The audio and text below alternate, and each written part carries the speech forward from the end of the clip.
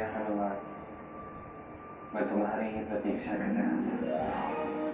अब जब तुम मुझे खोजते खोजते यहाँ किष्किंधा पर्वत पर आ गए, तो तुम्हें सूचित करना चाहता हूँ कि मैं शीघ्र ही तुम्हें दर्शन दूँ। तो विलंब कैसा प्रभु?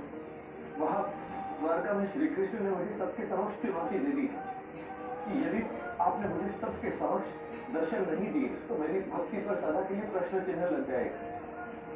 अपने भक्त की सहायता कीजिए प्रभु। तुम्हारी भक्ति पर कोई प्रश्न चिन्ह नहीं लगा सकता, कभी नहीं लगा सकता। तो हाँ, यदि तुम्हें चुनौती नहीं दी जाती तो तुम यहाँ कैसे आते? तो तुम यहाँ ही नहीं आते तो जो बात मैं तुमसे कहने वाला हूँ वो कैसे कह पाते? आप क्या बताना चाहते थे प्रभु? मुझे कुछ समझ में नहीं आ रहा।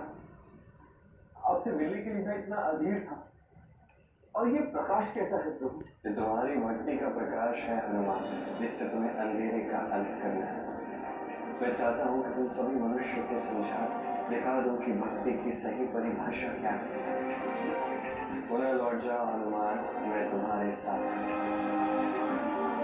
मैं तुम्हें शीघ्र ही दर्शन दूंगा और तुम्हारे साथ साथ हर उस व्यक्ति को दर्शन दूंगा जिसने तुम्हारी भक्ति पर संदेह किया।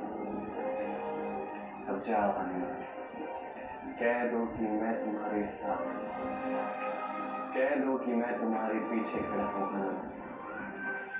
अवश्य प्रभु, मैं अभी जाकर सबके समक्ष एक घोषणा कर दूंगा। अब आपका ये भक्त इस चुनौती के लिए पूर्णतः सत्य, क्योंकि मेरे हृदय में, मेरी प्रत्येक इच्छा में, मेरी प्रत्येक श्वास में, मेरी प्रत्येक बात में मेरे प्रभु जो विराजमान है। एक भक्त से उसके भगवान कभी विलग्न नहीं हो सकते, यही सत्य है। तुम्हारे बिना मेरा अस्तित्व ही नहीं है। सदैव राम सिया का नाम साथ में लिया जाता है, किंतु जिससे मेरी भक्ति करनी उसे तुम्हारा नाम लेना होगा। अन्यथा उसकी भक्ति कभी मुझ तक पहुंच ही नहीं पाती। ये बात तुम्हें स्मरण तो है ना? हाँ प्रभु, आपका ये उपकार भला मैं कैसे भूल सकता हूँ।